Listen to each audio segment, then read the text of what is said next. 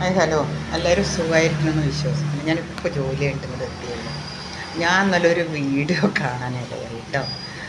എന്താ പറയുക, യൂട്യൂബിൽ ഇങ്ങനെയൊക്കെ കാണിക്കാൻ പറ്റുമോ അല്ലെങ്കിൽ ഇങ്ങനെയൊക്കെ സംസാരിക്കാൻ പറ്റുമെന്ന് എനിക്കറിയത്തില്ല.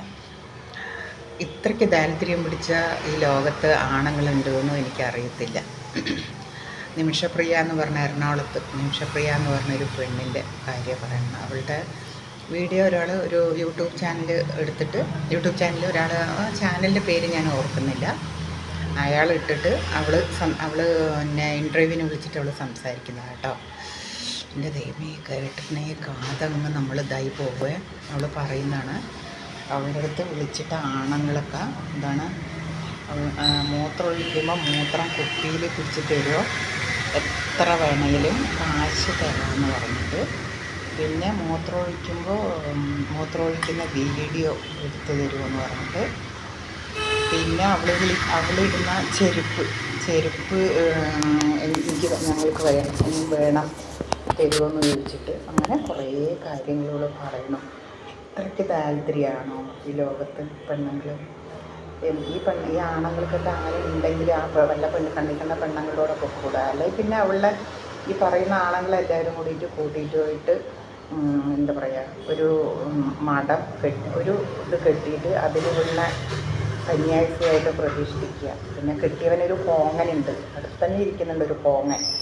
ആ പോങ്ങനെ അവിടുത്തെ ഒരു പൂജാരിയാക്കുക. എന്നിട്ട് ഇവരുടെ മൂത്രം പിടിച്ചിട്ട് തീർച്ചയായിട്ട് കൊടുത്തുവിടാൻ.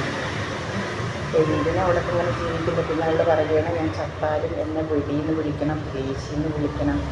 അവളുടെ ഒരു അവസ്ഥയൊന്ന് ആലോചിച്ച് നോക്കിയാൽ യൂട്യൂബിൽ. പിന്നെ അവൾ 11:30 തൊട്ടിട്ട് ലൈവ് ഉണ്ട്.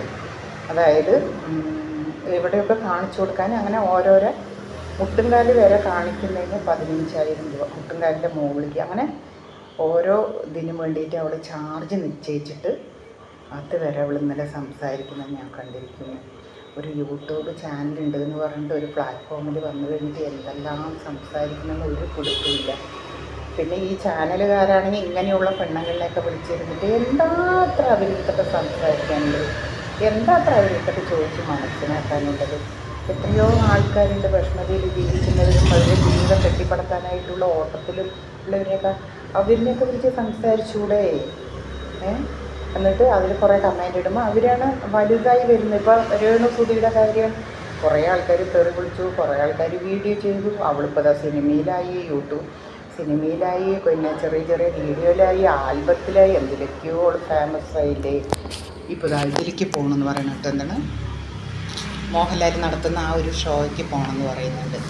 അപ്പോൾ ഈ ആൾക്കാർ തന്നെയല്ലേ മനുഷ്യങ്ങനെ വലുതാക്കിക്കൊണ്ടിരിക്കുന്നത്. എന്തിനാണ് അങ്ങനെയൊക്കെ ചെയ്യുന്നത്?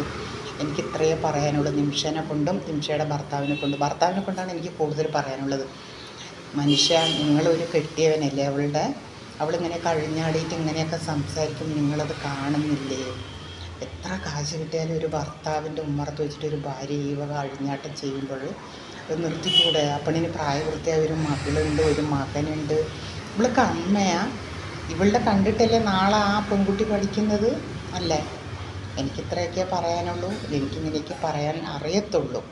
അപ്പോൾ അതുകൊണ്ട് എല്ലാവരും ലൈക്ക് ചെയ്യുക, ഷെയർ ചെയ്യുക, സബ്സ്ക്രൈബ് ചെയ്യുക, അടുത്തുള്ള ബെൽ ബട്ടൺ തട്ടുക. ഞാനൊരു വീഡിയോ ഇട്ട് പറഞ്ഞിട്ട് എന്നെ 1008 തള്ളയ്ക്ക് വിളിച്ചിട്ടുണ്ടായിരുന്നു. തള്ള എന്നൊക്കെ പറഞ്ഞിട്ട്. ഞാൻ തള്ള തന്നെയാണ്, 3 മക്കളുടെ തള്ളയായിരുന്നു. അതിലൊരു മകൾ എൻ്റെ മരിച്ചത്. ഇപ്പോൾ 2 ആളുണ്ട്. ഞാൻ തള്ള തന്നെയാണ്. 1 പെറ്റാലും തള്ള തന്നെയാണ്, 10 പെറ്റാലും തള്ള തന്നെയാണ്. ഞാൻ തള്ള തന്നെ. എന്നെ തള്ള എന്ന് പറയുന്നതിൽ എനിക്ക് അതൊരു വിഷമവും ഇല്ല. അപ്പോൾ ഓക്കെ, ബൈ.